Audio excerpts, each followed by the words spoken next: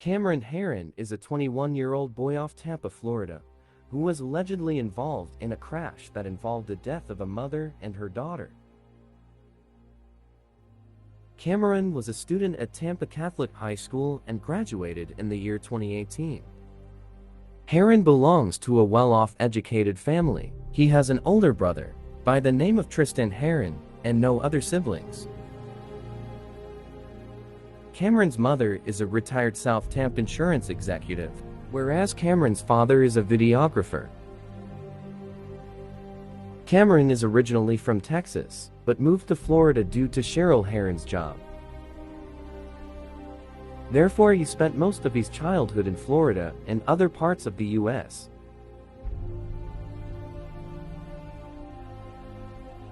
In May of 2018, Cameron Herron was involved in an accident, taking the lives of a 24-year-old mother and her 21-month-old baby. Reports say that Herron and his friend John Barano were racing down Bayshore Boulevard when Cameron's black Mustang swerved into Jessica and the stroller that her daughter Lilia was in. At the suspect's homes when we knocked this evening, but neighbors say the young men involved clearly made a major mistake.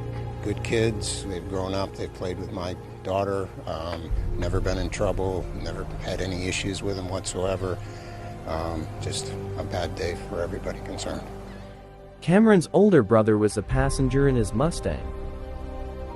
But the main question is, how did Jessica not hear the Mustang approaching? This is the noise that she would have heard even before crossing.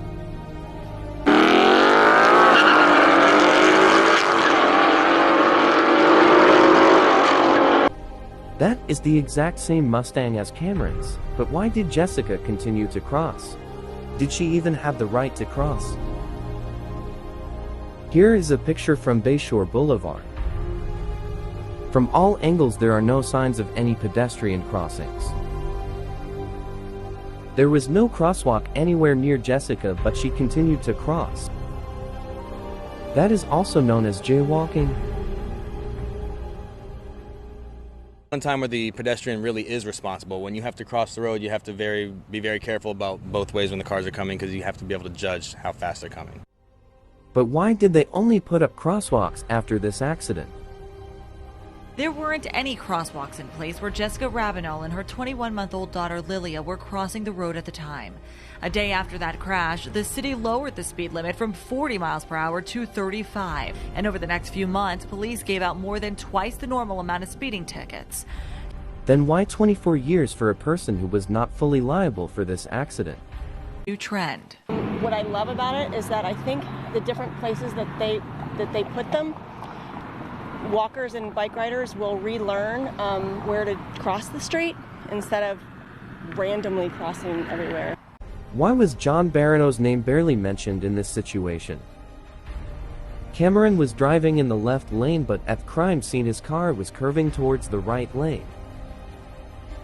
How is that possible? Wasn't Barano in the right lane? Barano was reported to have swerved into Cameron's lane, causing Cameron to collide with the two. But then why did Barano get only a 6-year sentencing?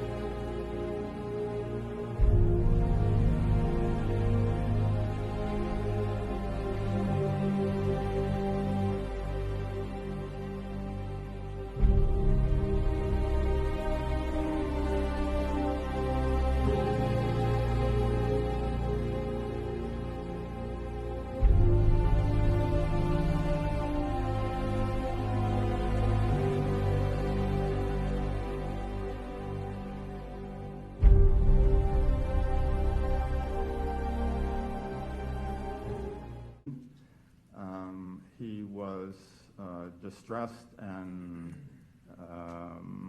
his family was overwhelmed. I believe he actually got my name through you, his attorney. I agreed to see him for an evaluation and then agreed to see him as a patient.